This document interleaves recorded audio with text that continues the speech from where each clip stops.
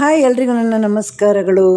ಇವತ್ತು ನಾನು ಸೂಪರ್ ಆಗಿರೋ ಒಂದು ಹಲಸಿನ ಹಣ್ಣಿನ ಗಟ್ಟಿ ಅಥವಾ ಹಲಸಿನ ಹಣ್ಣಿನ ಅಪ್ಪಮ್ ಮಾಡಿದ್ದೇನೆ.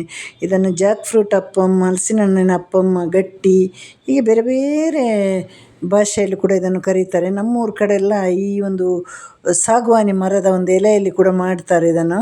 ಆಗ ಅದು ಕೆಂಪು ಬಣ್ಣಕ್ಕೆ ಕೂಡ ಬರ್ತದೆ. ಹಾಗಾಗಿ ಇದನ್ನು ಸಾಮಾನ್ಯವಾಗಿ ಮಾಡೋದೇ ರಾತ್ರಿ ಈ ಹಪ್ಪವನ್ನು. ಅಂದರೆ ಸ್ವಲ್ಪ ಕೆಲಸ ಇದೆ, ಆದರೂ ಮಾಡಬೇಕಲ್ವ. ಇಂದಿನ ಪ್ರತಿಯೊಂದು ಸಂಪ್ರದಾಯವನ್ನು ಕೂಡ ನಾವು ಆಳಿಸಬಾರ್ದು, ಅದನ್ನು ಮುಂದುವರಿಸ್ಕೊಂಡು ಹೋಗಬೇಕು. ಯಾರಾದರೊಬ್ಬರು ಮುಂದುವರಿಸ್ಕೊಂಡು ಹೋಗ್ತಾ ಹೋಗ್ತಾ ಹೋಗ್ತಾ ಅದು ಶಾಶ್ವತವಾಗಿ ನಮ್ಮ ಒಂದು ಈ ನೆಲದಲ್ಲಿ ನೆಲಯೂರಿ ನಿಲ್ತದಲ್ವ. ಇಲ್ಲಿ ನಾನು ಬೇಕಾಗಿರುವ ಸಾಮಗ್ರಿಗಳನ್ನು ಹೇಳ್ತೇನೆ. ಇಲ್ಲಿ 2 ಬೌಲ್ ನಾನು ಬಿಳಿ ಕುಚ್ಚಲಕ್ಕಿ, ರೇಷನ್ ಕುಚ್ಚಲಕ್ಕಿ ಇದೆ ಅಲ್ವ, ಅದನ್ನು ತಗೊಂಡಿದ್ದೇನೆ. ಹಾಗೆಯೇ ಒಂದು ಬೌಲ್, ಅದೇ ಬೌಲಲ್ಲಿ 1 ಬೌಲಷ್ಟು ನಾವು ಅನ್ನದ ಅಕ್ಕಿ ಅಥವಾ ದೋಸೆ ಅಕ್ಕಿನ ತಗೊಳ್ಬೋದು. ನಾನಿಲ್ಲಿ ಅನ್ನದ ಅಕ್ಕಿ ಇತ್ತು ಅಂತ ಅನ್ನದ ಅಕ್ಕಿನ ತಗೊಂಡಿದ್ದೇನೆ. ಇದನ್ನು ಚೆನ್ನಾಗಿ 3-4 ಸಲ ತೊಳಿಬೇಕು. ಆ ತೊಳೆದ ನೀರನ್ನು ಹಾಳು ಮಾಡಬೇಡಿ, ಗಿಡಗಳಿಗೆಲ್ಲ ಹಾಕ್ಬೋದು. ಗಿಡಗಳು ಕೂಡ ಸೊಂಪಾಗಿ ಬೆಳೀತದೆ. ಚೆನ್ನಾಗಿ ಅಕ್ಕಿನ ಕ್ಲೀನ್ ಮಾಡಿ ಅದನ್ನು ಚೆನ್ನಾಗಿ ತೊಳೆದು ಒಂದು 7-8 ಅವರು ನೀರಲ್ಲಿ ಹಾಕಿಡಿ. ಹಾಗೆ ಹಲಸಿನ ಹಣ್ಣನ್ನು ಕೂಡ ರೆಡಿ ಮಾಡಿ ನೋಡಿ. ಇಲ್ಲಿ ಹಲಸಿನ ಹಣ್ಣು ನಾನು ಇವತ್ತು ಚಿಕ್ಕದೇ ತಗೊಂಡು ಬಂದದ್ದು. ಈಗ ಹಲಸಿನ ಹಣ್ಣು ಕಟ್ ಮಾಡಿ ಅದರ ಇದಿದೆ ಅಲ್ವ, ಮಯಾಣ ಅಂತ ಹೇಳ್ತೇವೆ ನಾವು, ಅದರ ಗಮ್ ಇದಲ್ವ, ಅದನ್ನೆಲ್ಲ ಒಂದು ತೆಂಗಿನ ಕಾಯಿ ಒಂದು ಜುಟ್ಟಿದೆ ಅಲ್ವ, ಅದು ಯಾವಾಗಲೂ ಜುಟ್ಟನ್ನು ಬಿಸಾಕ್ಬಿಡಿ, ಇಂಥ ಕೆಲಸಕ್ಕೆಲ್ಲ ಬೇಕಾಗಿರ್ತದೆ. ಹಾಗಾಗಿ ಅದನ್ನು ತೆಗೀರಿ. ಆಮೇಲೆ ಇದನ್ನೆಲ್ಲ ಪೀಸ್ ಮಾಡಿ ಅದನ್ನು ತೊಳೆಯಾಗಿ ಬಿಡಿಸಿ ನಿಮಗೆ ಬೇಕಾದ ಅಳತೆಯಲ್ಲಿ ಚಿಕ್ಕದಾಗಿ ಕಟ್ ಮಾಡಿ. ಚಿಕ್ಕದಾಗಿ ಕಟ್ ಮಾಡಿದಾಗ ನಮಗೆ ಕಡಿಲಿಕ್ಕೆ ಅಥವಾ ರುಬ್ಬಲಿಕ್ಕೆ ಒಂದು ಬಹಳ ಸುಲಭ ಆಗ್ತದೆ, ಹಾಗಾಗಿ ಹೇಳೋದು. ಆಮೇಲೆ ಹಣ್ಣು ತುಂಬ ಹಣ್ಣಲ್ಲ, ಒಳ್ಳೆಯ ಹಣ್ಣು ಹಲಸಿನ ಹಣ್ಣಲ್ಲೇ ಈ ಅಪ್ಪ ಮಾಡಬೇಕು, ಇಲ್ಲಾಂದರೆ ಅದು ಸರಿಯಾಗಿ ನುಣ್ಣಗೆ ಬರೋದಿಲ್ಲ. ಈಗ ನಾನು ನೋಡಿ, ನಾನೇ ಹಲಸಿನ ಹಣ್ಣು ತಂದಿದ್ದು, ನಾನೇ ಕಟ್ ಮಾಡಿದ್ದು. ಈಗ ಅದನ್ನೆಲ್ಲ ಬಿಡಿಸಿ ಆಮೇಲೆ ಚಿಕ್ಕದಾಗಿ ಕಟ್ ಮಾಡಿ ಈಗ ಅದನ್ನು ನಾವು ಕಡಿಲಿಕ್ಕೆ ರೆಡಿಯಾಗಿರಬೇಕು. ಅದಕ್ಕೆ ಏನೆಲ್ಲ ಹಾಕಬೇಕು ಅಂತ ನಾನು ಹೇಳ್ತೇನೆ. ಈಗ ನಾನಿಲ್ಲಿ ತಗೊಂಡದ್ದು 3 ಕಪ್ ಅಕ್ಕಿ ಅಲ್ವ, 3 ಕಪ್ ಅಕ್ಕಿಗೆ ನಾನಿಲ್ಲಿ ಸೇಮ್ ಅಳತೆಗೆ ಹಲಸಿನ ಹಣ್ಣನ್ನು ಕೂಡ ತಗೊಳ್ತಾ ಇದ್ದೇನೆ. ಹಾಗೆ ಒಂದು 250-300 ಗ್ರಾಮ್ ಬೆಲ್ಲ ಸಾಕು. ನೀವು ಬೆಲ್ಲ ಹಾಕುವಾಗ ಹಲಸಿನ ಹಣ್ಣಲ್ಲಿ ಎಷ್ಟು ಸಿಹಿ ಇದೆ ಅಂತ ನೋಡಬೇಕು. ಯಾಕೆಂದರೆ ಒಂದೊಂದು ಹಲಸಿನ ಹಣ್ಣು ಒಂದೊಂದು ರೀತಿ ಇರ್ತಲ್ಲ, ಸಿಹಿ ಜಾಸ್ತಿ ಇದ್ದರೆ ಬೆಲ್ಲದ ಅಂಶ ಕಡಿಮೆ ಮಾಡಿ, ಅದಲ್ಲದೆ ನಿಮಗೆ ಸಿಹಿ ಜಾಸ್ತಿ ಬೇಕಂದ್ರೆ ಚೂರು ಒಂದು 400 ಗ್ರಾಮ್ ಬೆಲ್ಲ ಹಾಕ್ಬೋದು, 500 ಗ್ರಾಮ್ ಹಾಕ್ಬೋದು. ಅಕ್ಕಿನ ಮತ್ತೊಮ್ಮೆ ನೆನೆ ಹಾಕಿದ ಅಕ್ಕಿನ ಮತ್ತೊಮ್ಮೆ ತೊಳೆದು ಅದನ್ನು ಸೋಸಲಿಕ್ಕೆ ಇಡಿ. ಯಾಕೆಂದರೆ ಇದು ತುಂಬ ನೀರಾಗಬಾರ್ದು ಕಡ್ದದ್ದು. ಯಾಕೆಂದ್ರೆ ನಾವು ಬೆಲ್ಲ ಹಾಕುವಾಗ ಮತ್ತಷ್ಟು ನೀರಾಗ್ತದಲ್ವ. ಹಲಸಿನ ಹಣ್ಣಲ್ಲಿ ಕೂಡ ನೀರಿನ ಅಂಶ ಇದೆ, ಹಾಗಾಗಿ ತುಂಬ ನೀರು ಸೇರಿಸಲೇಬಾರ್ದು. ಬೇಕಂದರೆ ನಿಮಗೆ ಮಿಕ್ಸಿ ಗಟ್ಟಿ ಆಯಿತು ಅಂದರೆ ಮಾತ್ರ ಒಂಚೂರು ರಟ್ಟಿಸಿ ಅಷ್ಟೇ, 1 ಸ್ಪೂನಷ್ಟೆಲ್ಲ ಹಾಕಿ.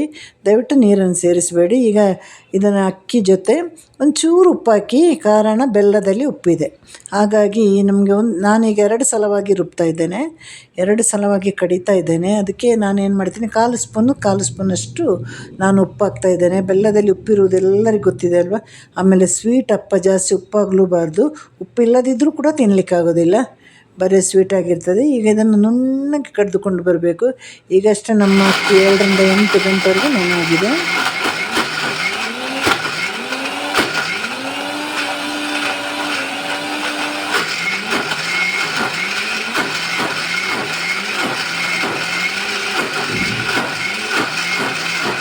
ಈಗ ನಮ್ಮ ಅಕ್ಕಿಯನ್ನು ನುಣ್ಣಗೆ ಕಡ್ದಿದ್ದಾಯಿತು ಗೊತ್ತಾ.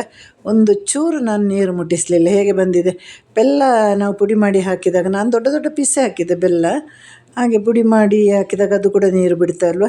ಬೇಕಂದ್ರೆ ಚಿರೋಟಿ ರವೆ ಅಷ್ಟು ಒಂದು ತರಿ ಇದ್ದರೆ ಪರವಾಗಿಲ್ಲ, ದೊಡ್ಡ ತರಿಯಾಗಿ ಮಾಡಬೇಡಿ. ಹಾಗೆ ನಾನು ಇದನ್ನು ಹೇಳಿದಲ್ಲ 2 ಸಲವಾಗಿ ರುಬ್ತೇನೆ, ಇಲ್ಲಾಂದರೆ ಅಷ್ಟು ಬೇಗ ಅದು ನುಣ್ಣಗಾಗೋದಿಲ್ಲ. ನೀವು 2 ಗ್ಲಾಸ್ ಅಕ್ಕಿಗಿಂತ ಜಾಸ್ತಿ ಇದ್ದರೆ ಎಲ್ಲ ಆಗುವಾಗ ಈಗ 3 ಕಪ್ ಅಕ್ಕಿ, 3 ಕಪ್ ಹಲಸಿನ ಹಣ್ಣು, ಹಾಗೆ ಬೆಲ್ಲ ಎಲ್ಲ ಆಗೋ ಜಾಸ್ತಿ ಆಗ್ತದಲ್ವ. ಹಾಗಾಗಿ ನೀವು ಮಧ್ಯದ ಜಾರಲ್ಲಿ ಅಲ್ವ ನುಣ್ಣಗೆ ಆಗೋದರಲ್ಲಿ 2 ಸಲವಾಗಿ ರುಬ್ಬಿ ತೆಗೀರಿ. ಆಗ 1 ಸಲ ರುಬ್ಬಿ ಕಷ್ಟಪಡೋದಕ್ಕಿಂತ 2 ಸಲವಾಗಿ ರುಬ್ಬಿದರೆ ತುಂಬ ಬೇಗ ನುಣ್ಣಗಾಗ್ತದೆ. ಈಗ ಅದಕ್ಕೆ ಬೇಕಾದ ಸಾಮಗ್ರಿಗಳನ್ನು ಹಾಕಬೇಕು. 1 ಹಿಡಿ ಅಂದರೆ 1 ಕಪ್ಪಷ್ಟು ನಾವು ತೆಂಗಿನಕಾಯಿಯ ತುಂಡನ್ನು ಹಾಕಬೇಕು. ತೆಂಗಿನಕಾಯಿ ತೆಗೆದು ಅದನ್ನು ತುಂಡು ಮಾಡಿ ಇದಕ್ಕೆ ಹಾಕೋದೇ ತೆಂಗಿನಕಾಯಿಯ ತುಂಡು. 1 ಕಪ್ಪು 1.5 ಕಪ್ ಕೂಡ ಹಾಕ್ಬೋದು, ಎಷ್ಟು ಹಾಕಿದ್ದು ತೊಂದರೆ ಆಗಲ್ಲ. ಒಂದು 5 ಕಪ್ಪಲ್ಲಿ ಹಾಕುವಾಗಿಲ್ಲ, ನಾನಿಲ್ಲಿ 1 ಕಪ್ಪಷ್ಟೇ ತಗೊಂಡದ್ದು. ಈಗ ಡ್ರೈ ಫ್ರೂಟ್ಸ್ ಯಾವುದಿದೆ ಅದನ್ನೆಲ್ಲ ತುಪ್ಪದಲ್ಲೋ ಎಣ್ಣೆಯಲ್ಲೋ ಹುರಿದು ಕೂಡ ನೀವು ಹಾಕ್ಬೋದು. ನಾನಿಲ್ಲಿ ಸ್ವಲ್ಪ ಗೋಡಂಬಿ ದ್ರಾಕ್ಷೆ ಹಾಕಿದೆ, ಹಾಗೆ ಒಂದು 5-6 ಏಲಕ್ಕಿನ ಕೂಡ ಪುಡಿ ಮಾಡಿ ಹಾಕಿದ್ದೇನೆ. ನಾನು ಸಿಪ್ಪೆ ಸಮೇತ ಏಲಕ್ಕಿ ಹಾಕಿದೆ, ಸಿಪ್ಪೆಯಲ್ಲಿ ಅಲ್ವಾ ಸ್ಮೆಲ್ ಇರೋದು. ಈಗ ಚೆನ್ನಾಗಿ ಇದನ್ನು ಮಿಕ್ಸ್ ಮಾಡಬೇಕು, ಯಾಕಂದರೆ ಎಲ್ಲದಕ್ಕೂ ನಮ್ಮ ಈ ತೆಂಗಿನ ಪೀಸ್ ಮತ್ತು ಈ ಡ್ರೈ ಫ್ರೂಟ್ಸ್ ಎಲ್ಲದಕ್ಕೂ ಕೂಡ ಸಿಗಬೇಕಲ್ಲ. ಹಾಗಾಗಿ ಸರಿಯಾಗಿ ಮಿಕ್ಸ್ ಮಾಡಿ ನೋಡಿ. ಸ್ವಲ್ಪ ಕೈಗೆ ನೀರು ಹಾಕಿ ಅಥವಾ ಕೈಯಲ್ಲೇ ಹಾಕ್ಬೋದು, ಇಲ್ಲಾಂದರೆ ಸೌಟಲ್ಲಿ ಒಂದೊಂದು ಸೌಟು ಹಾಕಬೇಕು. ಅದಕ್ಕಿಂತ ಮೊದಲು ನಾವು ಏನು ಮಾಡಬೇಕು, ಬಾಳೆ ಎಲೆಯನ್ನು ಸರಿಯಾಗಿ ತೊಳಿಬೇಕು. ಎಲ್ಲೆಲ್ಲಿ ನೆಟ್ಟಿರ್ತಾರಲ್ವ ಬಾಳೆ ಗಿಡ, ಆಗ ನಮ್ಮ ಕೈಗೆ ಸೇರುವಾಗ ಅದೆಲ್ಲೆಲ್ಲಿ ಹೋಗಿ ಸೇರೋದು. ಹಾಗೆ ನಾನು ಪೂಜೆ ಅಂಗಡಿಯಿಂದ ಒಂದು 5 ಬಾಳೆ ಎಲೆ ತಂದೆ, ಮತ್ತು ಬೇಕಂದ್ರೆ ನಮಗೆ ಓಡಲಿಕ್ಕಾಗೋದಿಲ್ಲ, ಸ್ವಲ್ಪ ದೂರ ಸಿಟಿ ಕಡೆಯಿಂದ ತಂದೆ ಒಳ್ಳೆ ಬಾಳೆ ಎಲೆ. ಒಂದಕ್ಕೆ 10 ರೂಪಾಯಿಗೆ ಕೊಟ್ಟೆ. ಈಗ ಇದನ್ನು ನಾನು ತುಂಬ ಚೆನ್ನಾಗಿ ತೊಳೆದು ಬರ್ತೇನೆ, ಯಾಕೆಂದರೆ ಅದೆಲ್ಲ ನಾವು ತಿನ್ನೋ ಪ್ರತಿಯೊಂದು ವಸ್ತು ಮಾಡುವಾಗಲೂ ತುಂಬ ಸೂಕ್ಷ್ಮವಾಗಿರಬೇಕು. ನಾವು ಮಾತ್ರ ತಿನ್ನೋದಲ್ಲ, ನಮ್ಮ ಜೊತೆ ಹಲವರು ತಿಂತಾರೆ. ಹಾಗಾಗಿ ಇದನ್ನು ಚೆನ್ನಾಗಿ 2 ಸೈಡಲ್ಲಿ ತೊಳೀರಿ.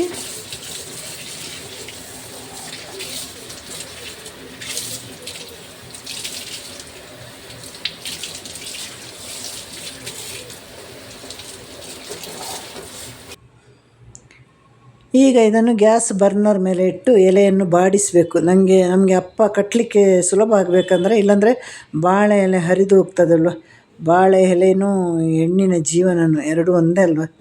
ಅದೊಂದು ಸಲ ಹರಿದು ಹೋದ್ಮೇಲೆ ಸರಿ ಮಾಡಲಿಕ್ಕೆ ಆಗೋದಿಲ್ಲ. ಹಾಗೆ ಇದನ್ನು ಏನು ಮಾಡಬೇಕು ಹೇಳಿ, ಇದನ್ನು ಈಗ ಸ್ಟವ್ಗೆ ಇಟ್ಟು ಬಿಸಿ ಮಾಡಿದಾಗ ಅದು ಮೆತ್ತಗೆ ಆಗ್ತದೆ. ಮೆತ್ತಗೆ ಆಗುವಾಗ ನಮಗೆ ಇದನ್ನು ಅಪ್ಪ ಕಟ್ಟಲಿಕ್ಕೆ, ಇದನ್ನು ಕಟ್ಟಿನೂ ಮಾಡ್ಬೋದು, ಮಡಚಿನೂ ಮಾಡ್ಬೋದು. ಸ್ವಲ್ಪ ನಾವು ಕಡ್ದದ್ದು ತೆಳುವಾದರೆ ಕಟ್ಟಿ ಮಾಡ್ಬೋದು. ಹೀಗೆ ಹಾಕಿ ಅದಕ್ಕೆ ಜುಟ್ಟು ಕಟ್ಟಿ ಹಾಗೆ ಮಾಡ್ಬೋದು. ಇನ್ನು ಬೇಕಾದ ರೀತಿಯಲ್ಲಿ ಅದನ್ನು ಕಟ್ ಮಾಡಿ ಹಾಕಿ. ನಾನು ನೋಡಿ ಒಂದು ಎಲೆಯನ್ನು ಒಂದು 6 ಪೀಸ್ ಮಾಡಿದ್ದೇನೆ. ಈಗ ಒಂದು ಸೌಟಷ್ಟು ನಾನು ಹಿಟ್ಟನ್ನು ಹಾಕ್ತಾಯಿದ್ದೇನೆ. ಇದನ್ನು ಫೋಲ್ಡ್ ಮಾಡಿ ಇಡ್ತೇನೆ ನಾನು. ಬೇಕಂದರೆ ದೊಡ್ಡ ಜುಟ್ಟು ಕಟ್ಟಬೇಕಂದ್ರೆ ದೊಡ್ಡ ಎಲೆ ಮಾಡಬೇಕು. ಈಗ ಮಾಡಿ ಮೇಲೆಲ್ಲ ಎಲೆಯನ್ನು ಸೇರಿಸಿ ಜುಟ್ಟು ಕಟ್ಟಬೇಕು. ಈಗ ನಾನಿಲ್ಲಿ ಮಡಚಿ ಇಡೋದು. ಹಾಗೆ ಇದನ್ನು ಒಂದೊಂದನ್ನು ಹೀಗೆ ಮಡಚ್ತಾ ನಮ್ಮ ಇಡ್ಲಿ ಪಾತ್ರೆ ಒಳ್ಳೆಯದು. ಇಡ್ಲಿ ಪಾತ್ರೆಗಿಂತಲೂ ಕಡುಬು ಮಾಡೋ ಪಾತ್ರೆ ಇದಲ್ವ, ಅದನ್ನು ನಾವು ಸಾಮಾನ್ಯವಾಗಿ ಇಡ್ಲಿ ಪಾತ್ರೆ ಹೇಳೋದೇ ನಾವು ಅದನ್ನು. ಕಡುಬು ಪಾತ್ರೆಯಲ್ಲಿಟ್ಟು ಬೇಯಿಸಿ, ಇಡ್ಲಿ ಪಾತ್ರೆಯಲ್ಲಿಟ್ಟು ಬೇಯಿಸ್ಬೋದು, ಏನು ತೊಂದರೆ ಇಲ್ಲ. ಕುಕ್ಕರಲ್ಲೆಲ್ಲ ಮಾತ್ರ ಮಾಡಲಿಕ್ಕೆ ಹೋಗಬೇಡಿ. ಈಗ ಒಂದೊಂದನ್ನು ಮಡಚಿಟ್ಟು ಅನಂತರ ಇಡ್ಲಿ ಪಾತ್ರೆ ಅಥವಾ ಕಡುಬು ಪಾತ್ರೆ ಅಡಿಯಲ್ಲಿ ಸರಿಯಾಗಿ ನೀರು ಹಾಕಬೇಕು. ಯಾಕಂದರೆ ಇದು 40 ನಿಮಿಷದಿಂದ ಒಂದು 50-60 ನಿಮಿಷವರೆಗೂ ಕೂಡ ಬೇಯಬೇಕು. ಯಾಕಂದರೆ ಇದು ಸ್ವಲ್ಪ ದಪ್ಪನೆ ಇರುವಂತಹ ಗಟ್ಟಿ ಅಲ್ವ, ಅಪ್ಪ ಅಲ್ವಾ. ಹಾಗಾಗಿ ಇದನ್ನು ಒಂದು 40 ನಿಮಿಷ ಮೇಲೇ ಬೇಯಿಸಬೇಕು.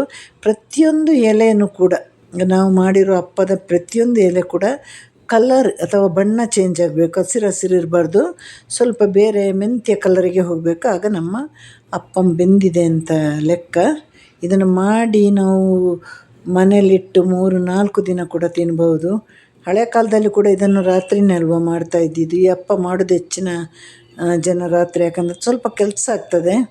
ಏನೇ ಕೆಲಸ ಆದರೂ ದಯವಿಟ್ಟು ಇನ್ನಿರೋ ಜನ್ರೇಷನ್ ಕೂಡ ಮಾಡಬೇಕು. ಯಾಕಂದ್ರೆ ನಮ್ಮ ಒಂದು ನಾಡಿನ, ನಮ್ಮ ದೇಶದ ಸಂಸ್ಕೃತಿ ಇದು. ಇಂಥ ಒಂದು ತಿಂಡಿಯೆಲ್ಲ ಇದೆಲ್ಲ ದುಡ್ಡು ಕೊಟ್ಟರೆ ಸಿಗ್ಬೋದು, ಆದರೆ ನಾವು ಮಾಡಿದಷ್ಟು ಶುಚಿಯಾಗಿರಲ್ಲ, ಅಷ್ಟು ಟೇಸ್ಟಿಯಾಗಿರೋದಿಲ್ಲ. ಹಾಗಾಗಿ ಇದನ್ನು ಇವಾಗ ಅಡಿಯಲ್ಲಿ ಚೆನ್ನಾಗಿ ನಾನು ನೀರು ಹಾಕಿದ್ದೇನೆ. ಎಲ್ಲವನ್ನು ಹಾಕಿ ಒಂದಷ್ಟು ಸಮಯ ಬೇಯಿಸಿ, ಒಂದು 20-30 ನಿಮಿಷ ಹೈ ಫ್ಲೇಮಲ್ಲಿಟ್ಟು ಮತ್ತೆ ನೀವು ಸಿಮ್ಮಲ್ಲಿ ಇಟ್ಕೊಳ್ಬೋದು. ಸಿಮ್ಮಲ್ಲಿಟ್ಟರೆ ಬೇಗ ಬೇಯುತ್ತೆ. ಅದು ಒಳ್ಳೆ ನೀರು ಕುದಿಯೋ ತನಕ ಹೈ ಫ್ಲೇಮಲ್ಲಿಡಿ, ಮತ್ತೆ ಸಿಮ್ಮಲ್ಲಿಟ್ಟು ಬೇಯಿಸಿ. ನೀವು ಓಪನ್ ಮಾಡಿದಾಗ ಅದು ನಿಮ್ಮ ಕೈಗೆ ಅಂಟಬಾರ್ದು, ಅಷ್ಟೇ ಇರೋದು. ಅಷ್ಟೊತ್ತಿಗೆ ನಮ್ಮ ಎಲೆ ಬಣ್ಣ ಕೂಡ ಎಲ್ಲ ಬದಲಾಗಿರ್ತದೆ. ಆಗ ಗೊತ್ತಾಗ್ತದೆ ನಿಮಗೆ ಬೆಂದಿದೆ ಅಂತ. ಎಲ್ಲೂ ಬಾಳೆ ಎಲೆ ಹಸಿರು ಬಣ್ಣ ಕಾಣಬಾರ್ದು. ಹಸಿರು ಬಣ್ಣ ಕಂಡ್ರೆ ಅಷ್ಟು ಭಾಗ ಬೆಂದಿಲ್ಲ ಅಂತ ಲೆಕ್ಕ. ಅದು ನೀವು ನೆನಪಲ್ಲಿ ಇಟ್ಕೊಳ್ಬೇಕು. ನೀವು ಮಾಡಿದರೆ, ನಿಮಗೆ ಸರಿಯಾಗಿ ಮಾಡಿದರೆ ಒಂದು ಅರ್ಧ ಗಂಟೆ ಕೆಲಸ. ಒಂದು 4 ಜನ ಎಲ್ಲ ಮಾಡಿದರೆ ಒಂದು 20-25 ನಿಮಿಷಲ್ಲೆಲ್ಲ ಮಾಡ್ಬೋದು. ಹಾಗಾಗಿ ಈಗ ಅದನ್ನು ಎಲ್ಲ ಬೆಂದಲಾಗಿದೆ, ಮುಚ್ಚಳ ತೆಗೆಯುವ ನೋಡಿ.